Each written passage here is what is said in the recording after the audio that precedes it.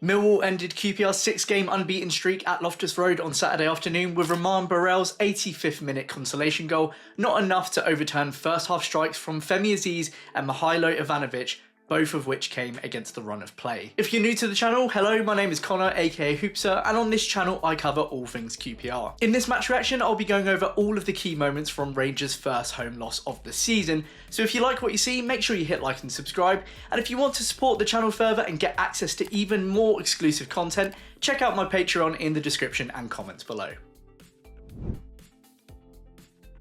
Julian Stephan made 4 changes to his pre-international break winning side, with Reece Norrington-Davies returning at left back for an absent Escudina, Paul Smith and Harvey Vale replacing Koki Saito and Karamoko Dembele on the wings, and Mickey Frey coming in up top in place of Rumarn Burrell. Amadou Mabenge also returned to the matchday squad on the bench, having served his 1-game match ban, but there was no sight of Elias Chair, Kwame Poku or Jake Clark-Salter following midweek talk of the trio nearing a return. Having both returned late into the week from international duty, it wasn't much of a surprise to see Saito and Burrell on the bench, but I did have the same pre-match feeling as I did before Oxford when I saw the lineup before kickoff. This was once again a starting 11 really lacking in the pace and power at both ends of the pitch that has been instrumental to our best performances this season, and post-match I stand by these absences being the reason we ended up walking away without a share of the points. In fairness though, after a touching tribute to Gordon Jago before the game, a dominant and lively start followed from the R's pretty much consistently until Femi Azeez broke the deadlock. And had we scored first as we really should have, I think this one would have played out completely differently. A lively Paul Smith was our most potent threat in the first half, forcing a save from Millwall debutant Max Crockham on just 24 seconds with a powerful half volley from the edge of the box after Frey flicked on a Jimmy Dunn long throw. A much messier effort followed from a free kick on 7 minutes when Richard Kone flicked Steve Cook's own fumbled volley over his head, but Richard Leonard intervened before the forward could get another touch. Former R Massimo Luongo proved the early threat for the away side soon after, robbing an unusually out of sorts Jonathan Varane after he stumbled strangely on his own touch and teeing up Will Smallbone for a vicious shot from range that was goal bound to the top right corner until a fantastic diving save from Paul Nardi denied him. Luongo was unfortunately stretchered off just 5 minutes later with what appears to be a serious knee injury, so all the best to him for a speedy recovery. Smith again would go closest to scoring on 19 minutes, Kone picking out the free winger in the middle after Dunn, Vale and Frey hassled the ball down the right before the Northern Irishman's shot in the box clipped off of the crossbar. It was pretty much all QPR for the next 15, but despite the Millwall backline looking shaky in the first half, the home side just couldn't work the opening that they needed. At times I thought Rangers were just too cute in their build-up, passing the ball on once too many at the end of promising moves when a shot could have been taken, and in others they crossed far too often, a bizarre choice considering Millwall's Jake Cooper and Tristan Kramer have a combined height of 13 feet, and QPR have posed very little aerial threats so far this season. There was also the returning issue of Frey and Kone as the strike partnership, a mistake I'm really surprised that Stephan made again so soon after Oxford. While the Swiss forward did produce some helpful flick-ons in both of Smith's goal-scoring chances, he was as slow and cumbersome as he's always been for the rest, and his selection as the 9 once again forced Kone into awkward positions which he clearly became more and more frustrated by, evident early on 23 minutes when he snatched at the ball with a bad miss. I know us fans supposedly don't know anything, but personally I'd be prioritising getting the striker that scored 4 in 9 appearances into the box before anything else. I suppose on paper Stephan and his staff might have thought that Frey's hustle and bustle would suit a match like this,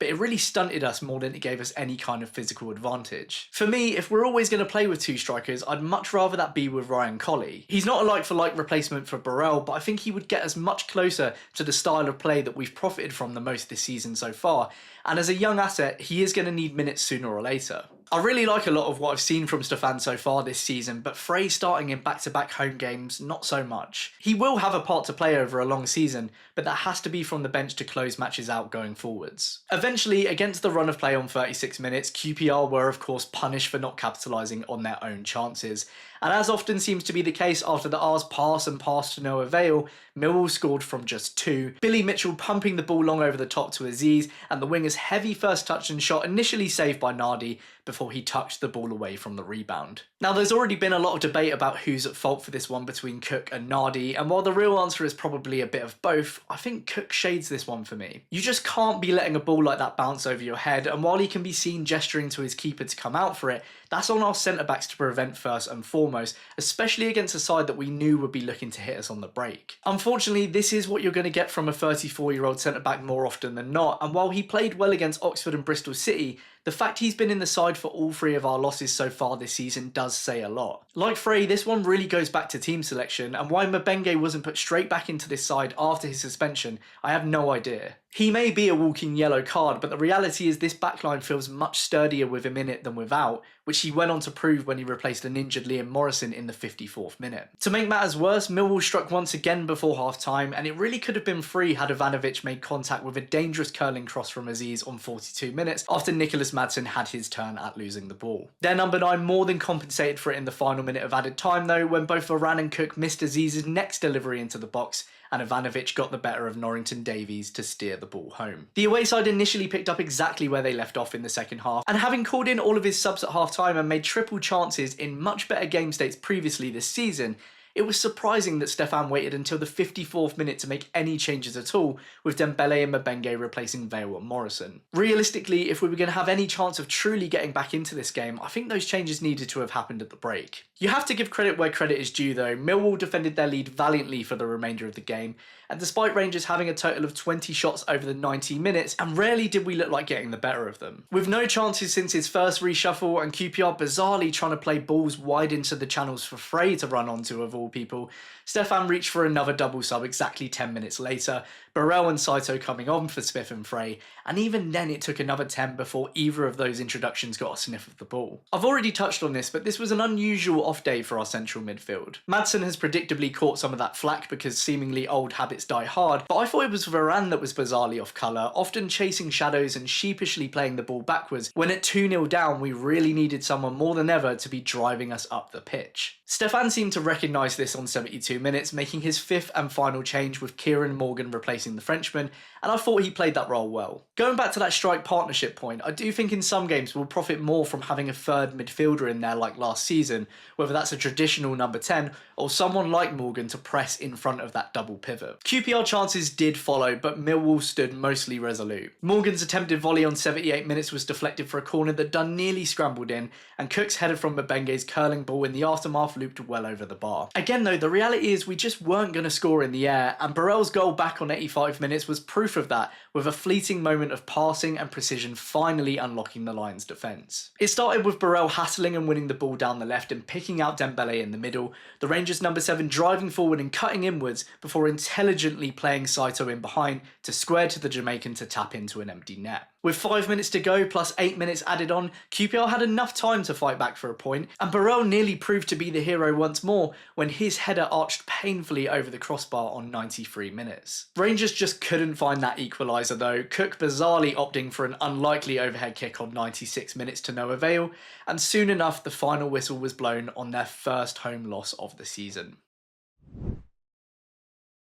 A frustrating performance that, and one that felt very typical as a half-12 kickoff on Sky Sports to a sold-out Loftus Road after a 2-week break. Many have said we didn't deserve to lose, which is maybe fair given how many efforts we had on paper, but the reality is Millwall gave our backline very little to deal with overall, and when you switch off in moments like that, you are going to be punished. Stefan himself reckons this was our best performance so far, while Alex Neil felt his side were lucky to take the lead, and I find myself more inclined to agree with the away side's manager, but they executed their game plan to near perfection after doing so. I appreciate the need for rotation on the back of a lot of travel over the international break, but I do wish we would have started with the team we ended with and made changes for tired legs later on, because I really think that's the kind of side that would have been able to cause damage to Millwall. It's interesting because there's been a lot of talk recently about the strength in depth that this squad has with Chair, Poku and Clark Salter supposedly nearly back. But the million-dollar question for Stefan is how and when he'll choose to rotate. Because while we're already at the start of another 3-game week, 4 changes a game isn't going to do us any favours. Not every player in this squad is equal, they're not going to be appropriate for every kind of fixture, and they can't all play in the same way. So if we do make tweaks as significant as this,